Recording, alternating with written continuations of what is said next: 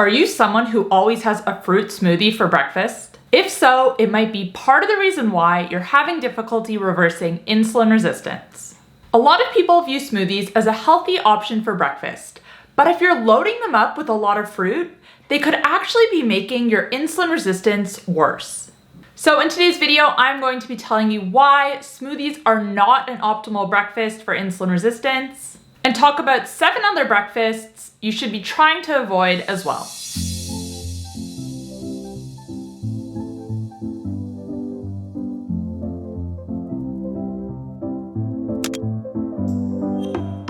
Hey guys, welcome back to my channel. If you're new here, my name's Kate. I'm a certified health and nutrition coach. I post videos here on YouTube twice a week talking all things insulin resistance, weight loss, sleep, and more. So if you're ready to take control of your metabolic health, make sure to click that subscribe button. And you can also find me on TikTok and Instagram, where I share new posts every single day. The first thing we eat in the morning is the most important food choice we make all day, especially for those who are insulin resistant or diabetic. And I'll tell you why. When we're in a fasted state, aka when we haven't eaten for several hours, and this is the state we're in when we first wake up, the food we eat is broken down and absorbed more rapidly. When we eat the breakfast foods we're going to talk about in this video, they're broken down and cause our blood sugar to rise quickly. To deal with the influx in blood sugar and bring it back down to baseline, our bodies have to release a lot of insulin. Now, when we're working to reverse insulin resistance, we want to reduce our need for insulin. We want to be keeping our insulin as low as possible, because it is high levels of circulating insulin that actually causes insulin resistance. And when we can keep it low, our cells start to become more sensitive to insulin once again. And as our cells become more sensitive, our insulin resistance is reversing. Now, we can use our blood sugar to gauge how much insulin our body is producing.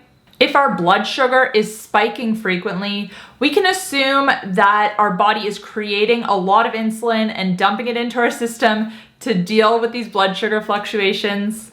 The more stable we can keep our blood sugar, the better.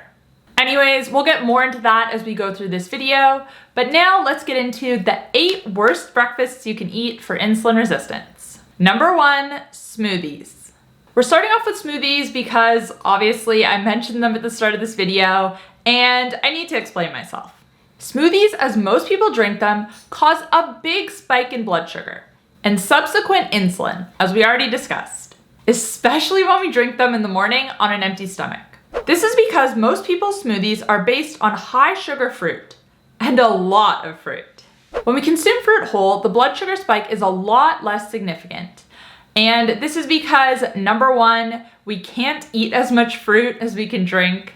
And number 2, when we blend the smoothie, the fiber is broken down, and this fiber helps us to slow down digestion.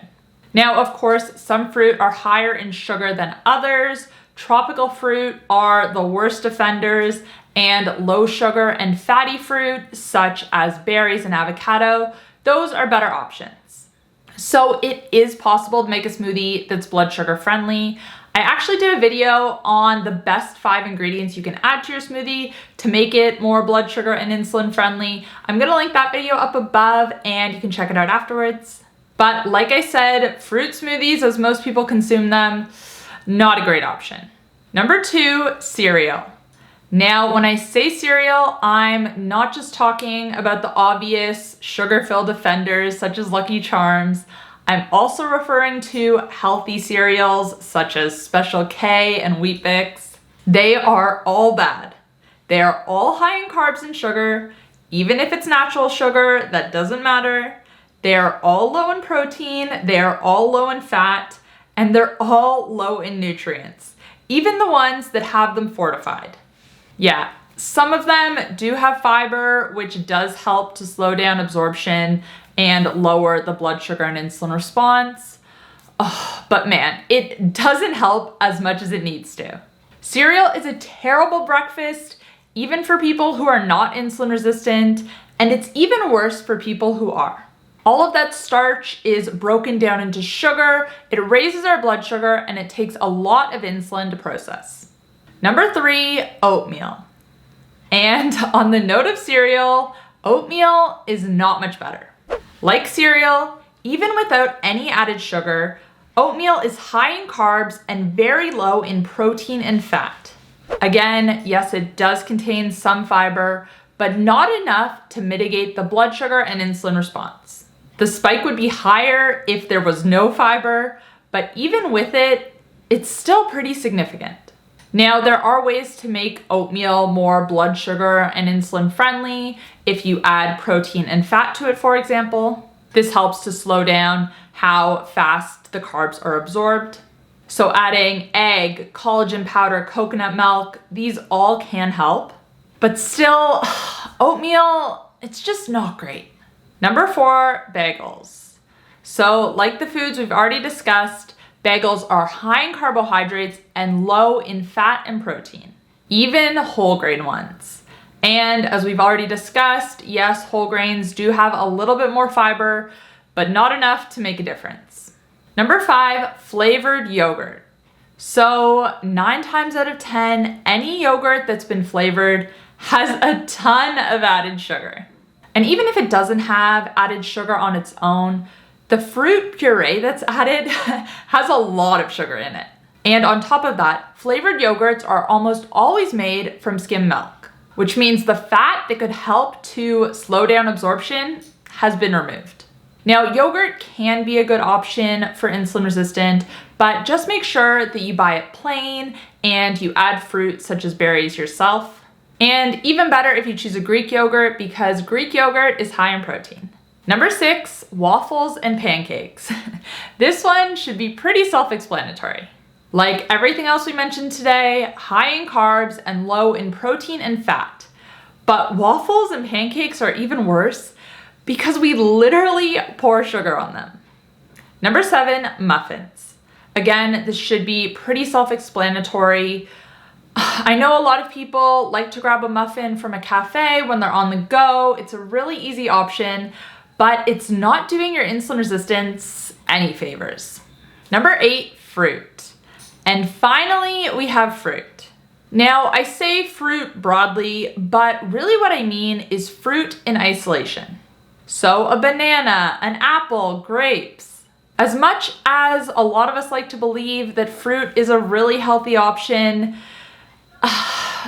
especially for people with insulin resistance, when we eat it in isolation, it's not. The exceptions to this rule would be fruit high in fat, such as avocado and olives. But most of the fruit that we eat today, especially tropical fruit, is a lot higher in sugar than what it used to contain historically, meaning a bigger spike in blood sugar and even more of a need for insulin. Now, I'm not here saying don't eat fruit. Low sugar fruit, such as berries, is going to be a better option than, let's say, pineapple. But even if you want to have pineapple, pair it with protein and fat, or have it after a meal with protein and fat instead. And those are 8 of the worst breakfasts you can have for insulin resistance. Now, I did leave out some pretty obvious ones, things such as Pop-Tarts. I think it should be pretty self-explanatory why highly processed foods like this are not ideal for the reasons that we outlined in today's video. Let me know in the comment section down below if you were surprised by anything that is on this list. And also let me know if you would like me to make a video on the best breakfasts you can have for insulin resistance, because I can definitely do that as well. But in the meantime, I'm going to link to a video that has a shopping list for insulin resistance that can help you out for the time being. Anyways, guys, thank you so much for watching. If you do want to check out that video with the shopping list, you can find it right here. If you want to catch up on my most recent upload, you can find it here. And if you are looking for a little bit more guidance and support getting started reversing insulin resistance, then you can check out my 7-day insulin resistance masterclass and meal plan right here. Thanks, guys. I'll see you next time. Bye.